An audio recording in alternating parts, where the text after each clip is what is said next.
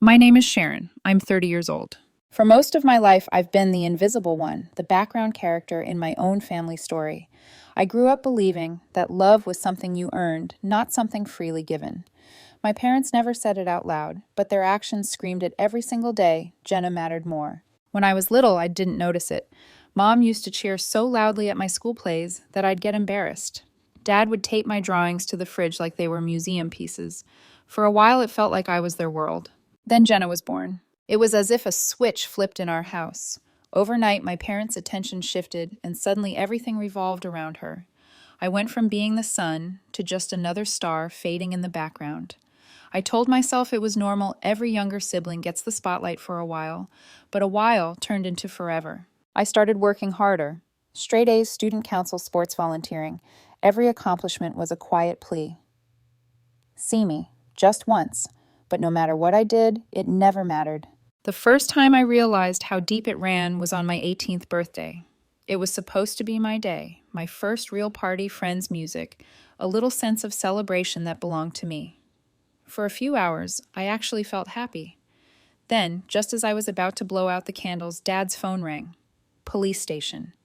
Jenna, 14 at the time, had been caught vandalizing private property with her friends. The music stopped. My parents grabbed their keys and disappeared into the night. When they came back, it was all about Jenna again, how scared she was, how kids make mistakes, how lucky she was that Dad could pull some strings.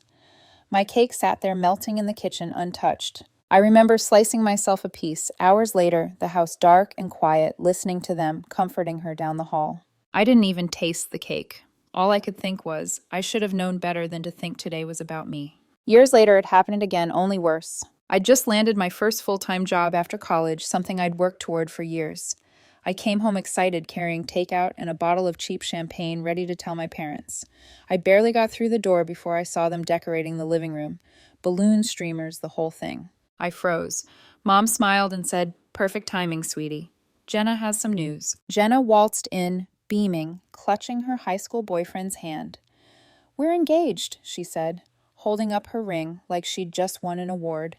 17. She was 17. My parents cheered, my mother cried, and me, I stood there holding takeout containers while my announcement, my moment, evaporated into nothing. I laughed it off that night, pretended it didn't sting, but later, lying in bed, I cried until I couldn't breathe. That was the night I realized I'd never win. Jenna didn't have to try. She just existed, and that was enough. I kept telling myself I'd leave someday, that I'd build a life where no one could overshadow me. It took a few more years and a few more heartbreaks before I finally did it. When I was 21, I packed up what I could fit into my old car and left. No goodbyes. No confrontation. I told myself I'd never look back. But distance doesn't erase the damage. It just quiets it. I built my own life piece by piece, working long hours, saving everything I could, climbing my way up until I could afford something that was mine. My first house wasn't huge, but it felt like freedom, a symbol of all the years I'd spent clawing my way out of invisibility. For the first time, I felt proud, safe, seen. Still, there was a part of me that stayed guarded, the part that knew peace never lasted long when it came to my family. Because somehow Jenna always found a way to drag me back into her chaos, and I had no idea that she was about to do it again in the cruelest, most unforgettable way possible. It started on a quiet Sunday evening.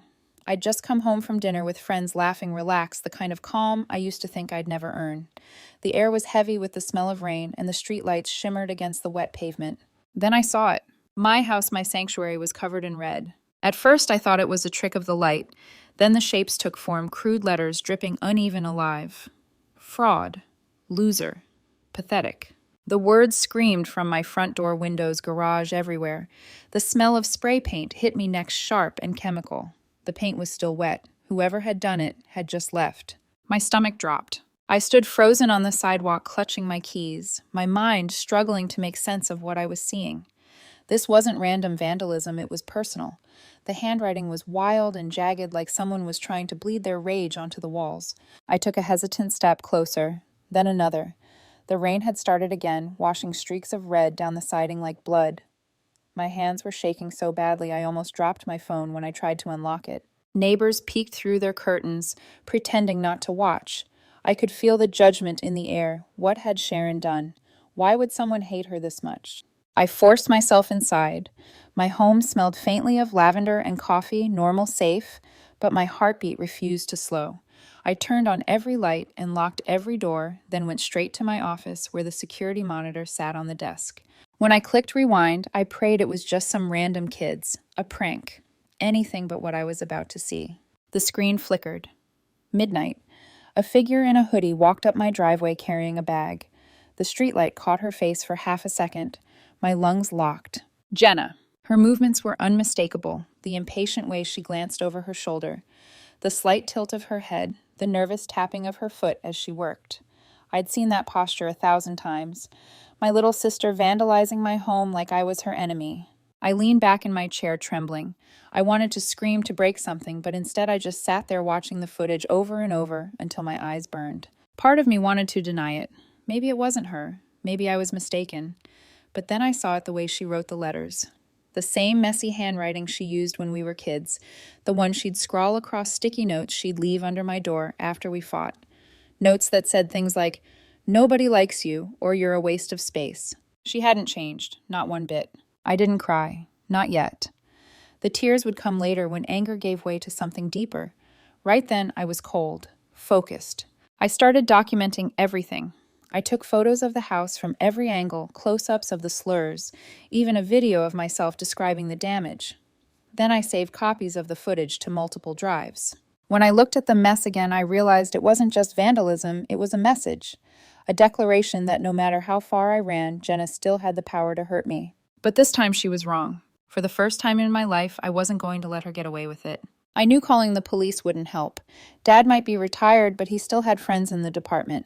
If I filed a report, he'd make a few calls, smooth it over, and Jenna would walk away untouched. Just like always. No, this time I'd handle it my way. I spent the next few hours cleaning what I could not because I wanted to hide it, but because I refused to let her chaos stain my space longer than necessary.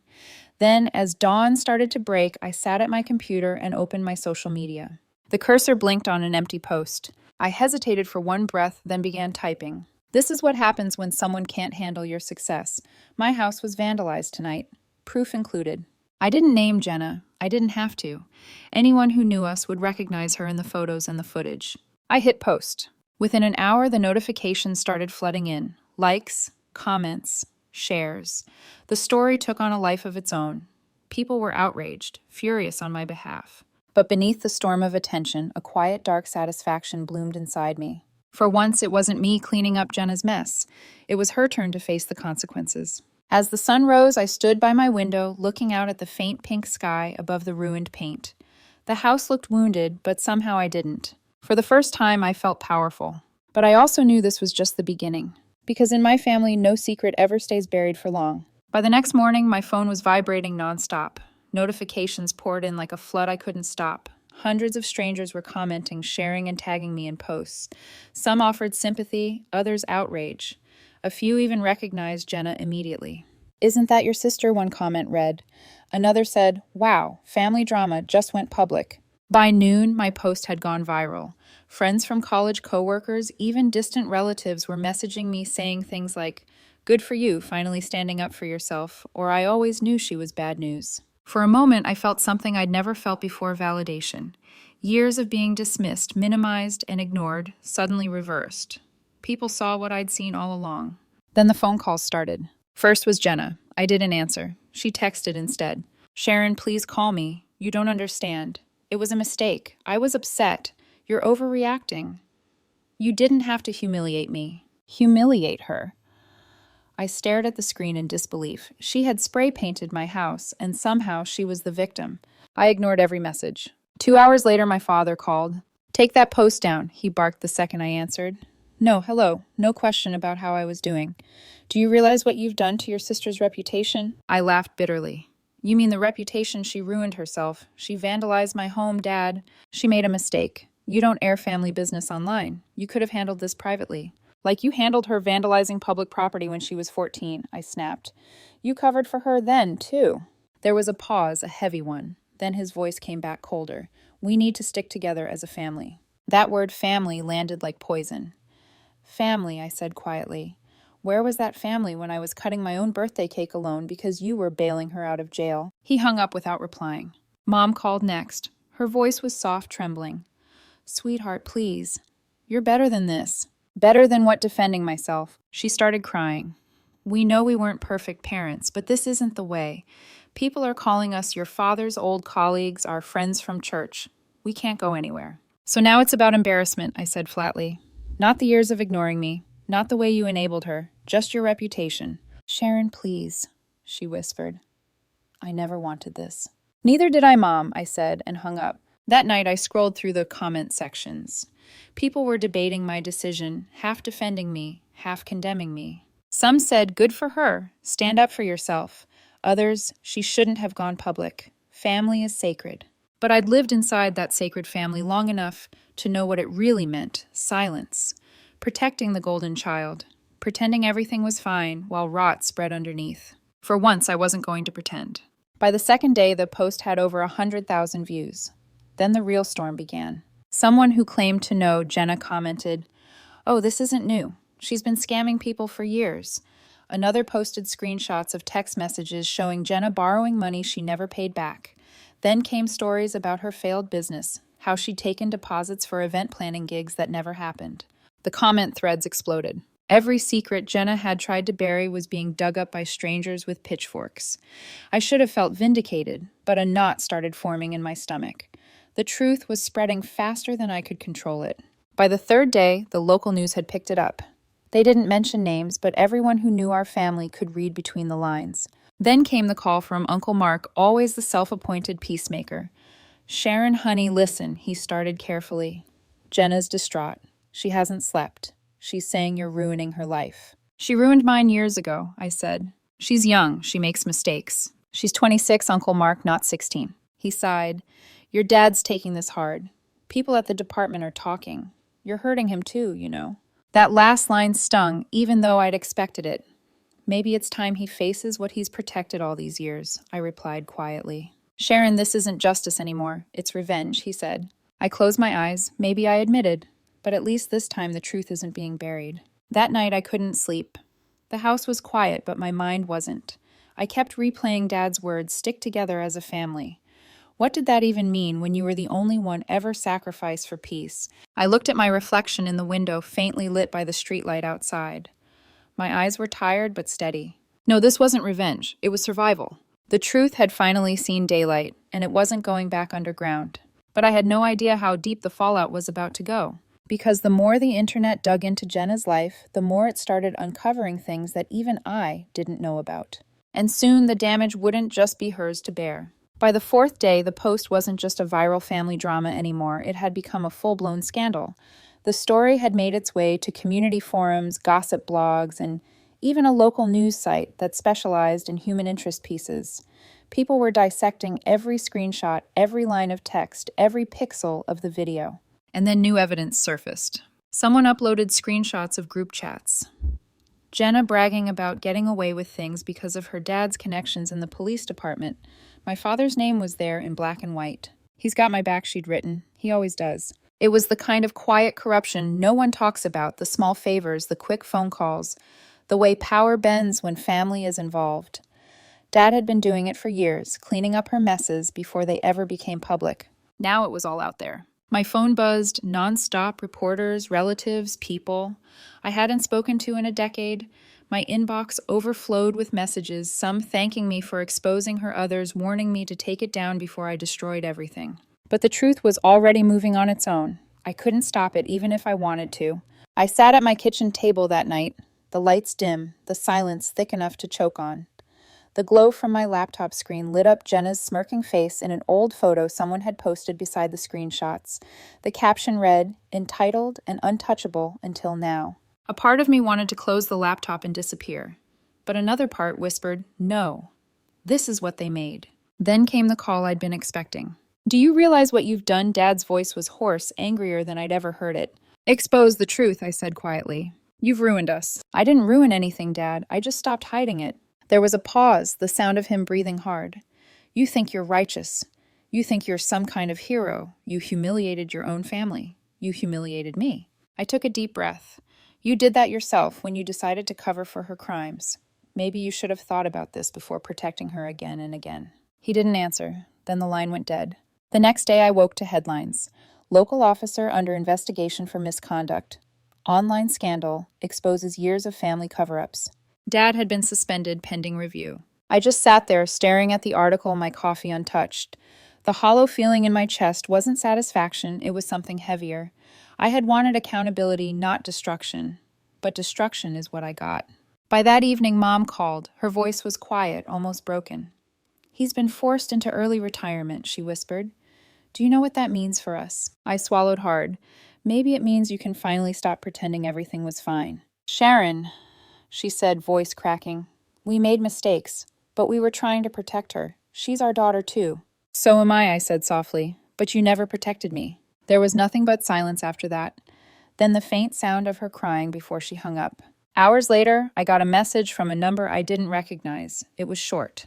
"You'll regret this." No name, but I didn't need one. Jenna. I deleted it without replying. The following morning, news broke that Jenna had been arrested. The police couldn't ignore the video footage anymore, not after it had gone public. But the vandalism charge was only the beginning.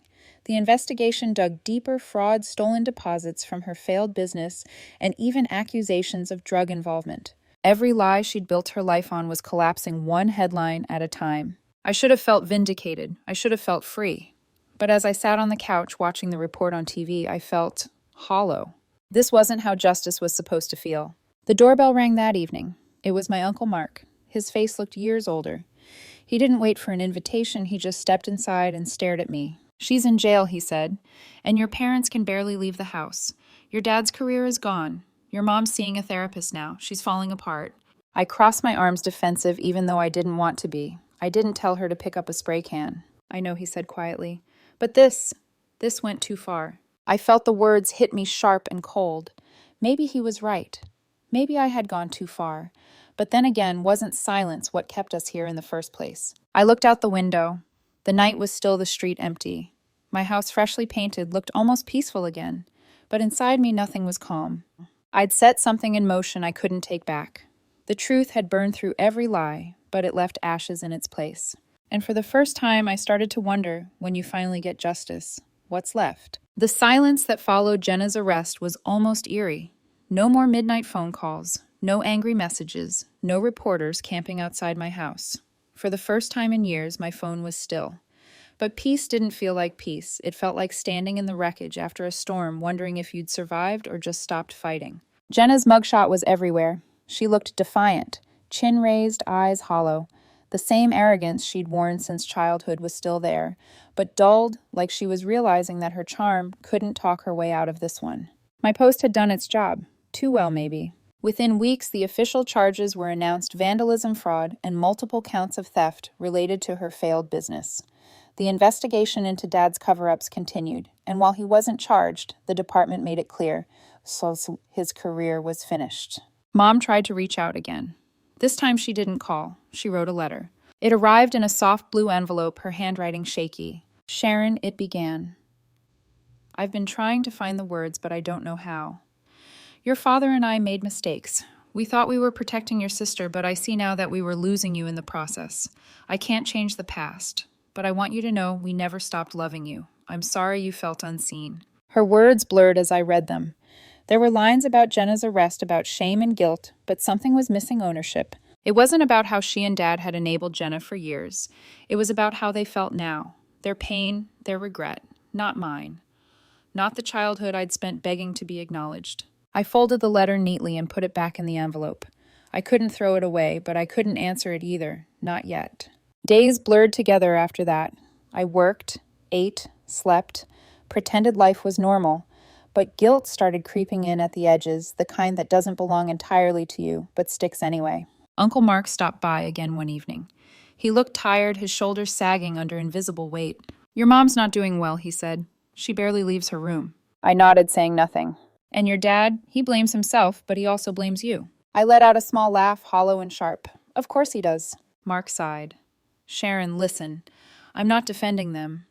But maybe taking the post down now wouldn't be such a bad idea. Everyone knows the truth. It's not doing you any more good." "Good," I repeated quietly. You think I did this for good?" He looked at me confused. "I did it because I was tired," I said. "Tired of being the quiet one. The invisible one. I didn't want revenge, Mark. I wanted to be heard. Just once." He didn't respond. There was nothing to say. When he left, I sat on the couch, staring at the blank wall across from me. I could almost see the red paint again, the slurs Jenna had written, the dripping anger that started all of this. Had I become her in some way, using destruction to make a point? The thought haunted me for days. But then something unexpected happened. A message arrived on my business email from one of Jenna's old friends, someone I hadn't spoken to in years. "Thank you for exposing her," it read. "She borrowed money from me too. I never got it back. But it's not just that. She lied about you, Sharon. She told people you were jealous, controlling, that you hated her for being loved. I used to believe her. I'm sorry." I read it 3 times before I could breathe. All those years people had believed her.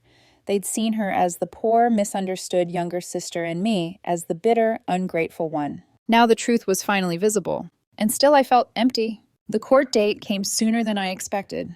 Jenna pleaded, not guilty, of course. Her lawyer tried to argue that she'd been under emotional distress, that my post had provoked her, that she wasn't thinking clearly. But the evidence was undeniable, the footage, the messages, the confessions from people she'd wronged. When the verdict came guilty on all counts, I didn't celebrate. I didn't cry. I just sat there in the courtroom numb, while the judge handed down the sentence, 4 years in prison. No chance of parole for the first 2. Jenna turned to look at me once before they took her away. Her eyes were wild, a mix of hatred and disbelief, like she still couldn't understand how I'd managed to break the spell she'd cast over everyone for so long. I held her gaze, but I didn't say a word. There was nothing left to say. Afterward, I walked out into the gray afternoon light, the courthouse steps stretching endlessly before me. I expected to feel lighter, freer, but all I felt was tired. The truth had freed me, but it had also cost me everything. My family was gone. My parents' trust was shattered. My childhood home, my memories tainted by years of comparison and silence. And yet, as I stood there watching people pass by, I realized something. Maybe freedom doesn't always come wrapped in peace. Maybe it comes through ruin when you stop protecting what's broken and let it fall. That night, I deleted every unread message from my family, every voicemail from Mom that started with, "Please call me back." I needed to stop bleeding for them. For the first time in my life, I chose silence, not the kind they forced on me, but the kind I claimed for myself. The kind that meant I was finally done. It's been over a year since the trial. The world has moved on, and so have I, or at least I'm learning how. Jenna is serving her sentence at a state facility 2 hours away. I haven't visited once. The prison sends quarterly updates about her behavior and eligibility for early programs, but I don't open them anymore. Some bridges shouldn't be rebuilt. Dad retired quietly without ceremony or farewell. The department stripped his commendations, though they let him keep his pension. I heard he spends most of his days fixing things around the house. Leaky faucets, broken picture frames, the small details of a life that's fallen apart. Mom's seeing a therapist now, which is something I never thought I'd say. According to Aunt Linda, she's been trying to heal. I don't know what that means for her, but I hope she finds whatever she's looking for. As for me, I've been learning to live without the noise. I deleted the social media app where it all started, but I never took the post down. It's still there, frozen in time. The video, the photos, the story that burned through my life and left me standing in the ashes. People sometimes ask me why I keep it up. The truth is simple. It's not about revenge anymore. It's about memory. A reminder of what silence cost me and what it took to finally break it. The months after the verdict were quiet in the wrong ways. I thought I'd feel free, but instead I felt weightless in a way that scared me, like I'd let go of everything that once anchored me, even the pain. I kept busy work travel, new projects, but every night when I came home, the quiet pressed down like fog. Then one evening, as I sat on the back porch with a glass of wine, it hit me. The house that had once felt haunted now felt like mine. Not just a symbol of escape, but of ownership. I had built a life that belonged to me. Messy, scarred, imperfect, but real. I started saying yes to things again. A weekend trip with colleagues. A pottery class that made me feel like a kid again. A quiet dinner with someone new, a man named Owen, kind and careful with his words. When he asked if I had siblings, I told him the truth. I didn't edit it to sound easier. I didn't apologize for it. He didn't flinch. He just nodded and said, "You must be stronger than most people realize." For once I believed it. Sometimes I still dream of the red paint. the sharp smell of chemicals, the sound of rain against the walls that night. But in the dream, I'm not frozen anymore. I'm standing in the rain, watching the paint wash away until only the bare walls remain. Clean, quiet, mine. Mom wrote me again recently. Her second letter was shorter. No excuses this time, just 5 sentences. I understand if you can't forgive us. I just hope you find peace. You deserve better than what we gave you. I'm sorry we didn't see you sooner. Love, Mom. I read it once then, folded it carefully, and slipped it into the same drawer as the first one. I didn't need to respond. Forgiveness doesn't always need words, it just needs distance. Sometimes I drive past their old neighborhood on my way to work. The house looks smaller than I remember. The garden's overgrown, the mailbox rusted. It doesn't hurt the way it used to. It just reminds me that time keeps moving even when people don't. I've stopped trying to understand why my parents chose Jenna over me. Maybe love makes people blind. Maybe guilt does. Or maybe it's easier to save the child who keeps falling than the one who learns to walk away. Either way, I'm done carrying it. I look around my home now. Sunlight spilling across the hardwood floors. The faint smell of coffee and paint lingering in the air.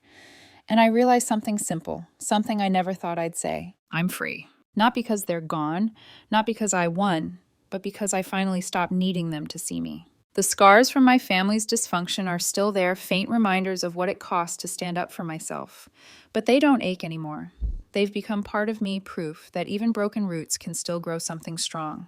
The post remains online untouched, not as a warning to others, but as a quiet monument to the moment I chose myself over chaos. When people ask how I found the strength to do it, I tell them the truth. I didn't burn my family down. I just stopped putting out their fires. And that's when the real healing began.